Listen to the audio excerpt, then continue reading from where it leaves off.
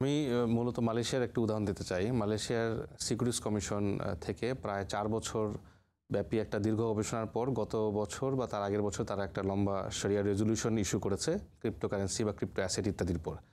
এবং সেই রেজলিউশনে তারা ক্রিপ্টোকারেন্সি এই কারেন্সি টার্মটা অস্বীকার করেছেন। অর্থাৎ তারা বলার চেষ্টা করেছেন যে কারেন্সি বলাটা বেশ কষ্টকর, বাকি আমরা এগুলোকে মাল রাকমি বা ডিজিটাল অ্যাসেট বা ডিজিটাল সম্পদ মনে করতে পারি।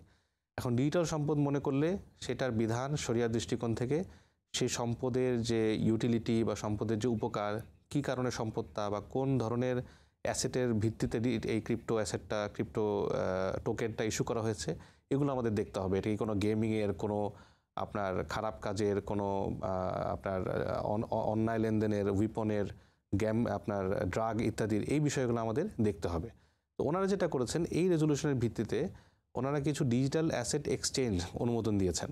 আমাদের যেমন স্টক এক্সচেঞ্জ আছে, এরকম ডিজিটাল অ্যাসেট এক্সচেঞ্জ, যেগুলোতে কিছু সুনির্দিষ্ট বা যেগুলো মোটা দাগে প্রতিষ্ঠিত, সেগুলোকে তারা লেনদেনের অনুমোদন দিয়েছেন। এখন মাথায় রাখতে হবে, অনুমোদন দিয়েছেন মানেই এগুলো শরিয়াসম্মত হয়ে যায় নাই। এগুলো শরিয়াসম্মত নিশ্চিত করার জন্য আবার বিভিন্ন প্রতিষ্ঠান আছে।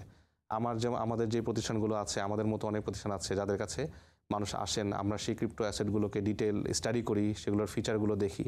মাথায় রাখতে হবে, একটা ক্রিপ্টো অ্যাসেটও অন্য সব অ্যাসেটের মতোই শরিয়ার জায়গা থেকে আমাদের অবশ্যই সকল কিছু রিভিউ করতে হবে। এমন না যেটা ডিজিটাল বলে এখানে কোনো শরিয়া ইস্যু নাই।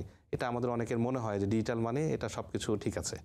তো আমি মালয়েশিয়ার কথাটা সামারাইজ করার চেষ্টা করলাম। অন্যান্য দেশেও কম বেশি আমরা যেটা দেখেছি যে কোথাও হয়তো অনুমোদন দেয়া হয়েছে বা কোথাও অনুমোদনটা সীমিত, কিন্তু মূল বিষয় হচ্ছে যারা শরিয়া সচেতন তারা সবসময় সেটা শরিয়া অনুমোদন আছে কিনা বা শরিয়ার জায়গা থেকে কোনো সমস্যা আছে কিনা, এটা তারা যাচাই করার প্রেক্ষিতেই তারা লেনদেনটা নিশ্চিত করার চেষ্টা করেন।